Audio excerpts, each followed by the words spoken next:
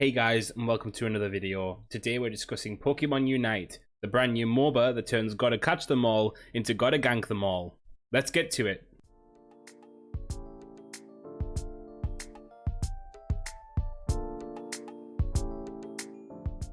So yes, Pokemon Unite released yesterday, and I've got to be honest with you, I've been quite excited for this for a while. Mainly because I've always liked the idea of a MOBA, but I've never really liked anything that's been on the market. Pokemon Unite seemed to manage to be able to kind of go midway between being something like League of Legends and being something more casual at the same time. And from what I've seen so far, that very much holds true. Pokemon Unite seems to be a game that is very much leaning into the Pokemon genre over the MOBA genre. For example, a friend pointed out to me that the one thing that is different with this game is that you don't have to necessarily build incredibly complex knowledge about every character to be able to perform kind of well at these characters, and that's really good. The fact that they have a little bit of customization with some of the items that the Pokemon can hold, which is also a great allusion to the Pokemon genre in general, they do kind of limit that to a certain scope, and I think that's better for the longevity of the game as well. Any game that comes out now has to contend with something like League of Legends, and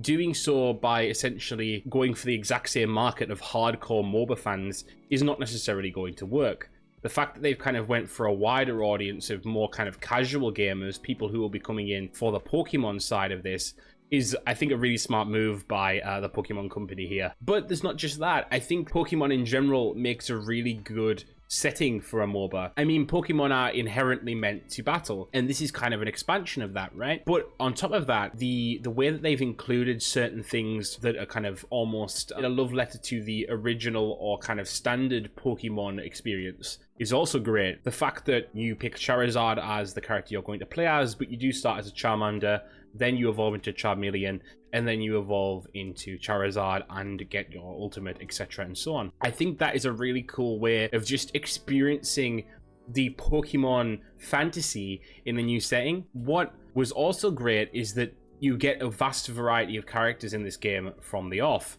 Not only is the roster quite diverse for the number of characters that are already in the game, you know, they're not all 151 Pokemon like Pokemon Go did when that first launched. They are taken from numerous generations, numerous types of Pokemon, numerous play styles as well, and they're put together in a consistent, interesting way. But as well as that, they also kind of give a lot of characters right out the gate.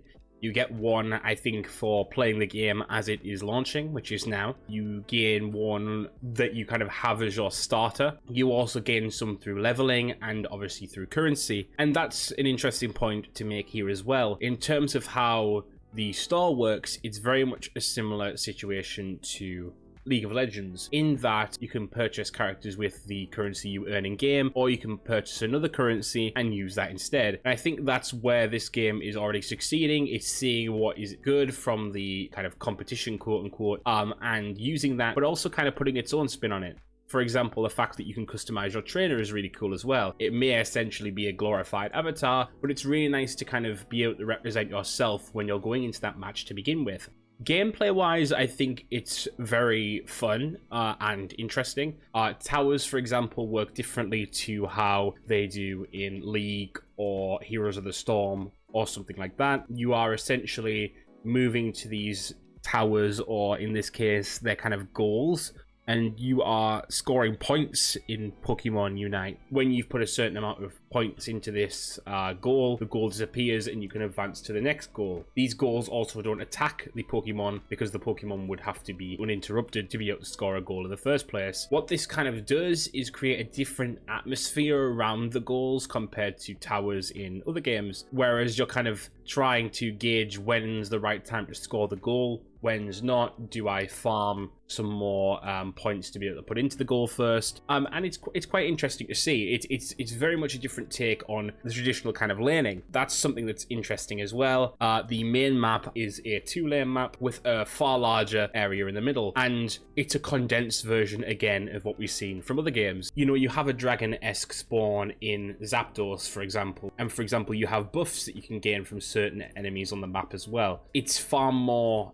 centralized. It's far easier to kind of pick up compared to League, and I think that again comes back to what I was saying earlier, this is very much aimed at the casual player. Despite the game also having ranked modes, I do think that this game is going to be something that is far more enjoyed by a group of people who are going to use the game to chill rather than to kind of go the extra mile with it. Similar to how people play Pokemon games in general, it's a comfort thing, and I think this is going to be kind of similar, even though it has a more competitive edge. Overall, guys, I think this game is going in the right direction. It has a lot of good potential, and hopefully that's seen through going forward. The gameplay, the character design, the monetization are all pretty good as yet, and we can only hope that that continues going forward. But if you guys want to see more Pokemon United content, please share and like the video, and consider subscribing too. If you want to go even further, my socials are in the description below. Thanks, guys, and I'll see you later.